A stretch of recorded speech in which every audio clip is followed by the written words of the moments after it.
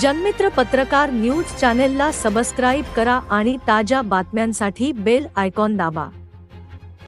महाराष्ट्र राज्याचे कृषी मंत्री आदरणीय धनंजय मुंडे यांची मी काल नागपूर येथे हिवाळी अधिवेशनादरम्यान भेट घेतली आणि त्यांना निवेदन सादर केलं की जालना जिल्ह्यामध्ये मागील वर्षी 2022-23 मध्ये फळबागधारक शेतकऱ्यांनी बऱ्याचशा प्रमाणामध्ये फळबागेचा विमा उतरवलेला आहे।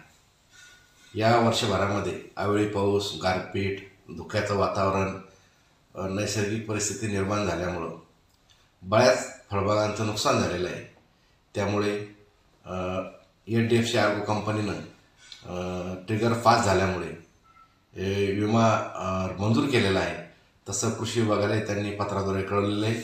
आमच्याकडे आम्ही लोकप्रतिनिधी या नात्यानं आम्हालाही त्यांनी कळवलं की जालना जिल्ह्यातील सर्व मंडळ वाईज जो शेतकऱ्यांच्या फळबागाचा विमा मंजूर झाला, परंतु अद्यापपर्यंत शेतकऱ्याच्या खात्यावर हा विमा पोहोचला नाही। म्हणून मी कृषी मंत्री धनंजय मुंडे साहेब यांच्या लक्षात आणून दिलं की शासनाकडील जी थकीत 32 कोटी रुपयाची जी सबसिडी स्वरूपातील जी रक्कम आहे ही आपण त्वरित या विमा कंपनीकडे वितरित करावी।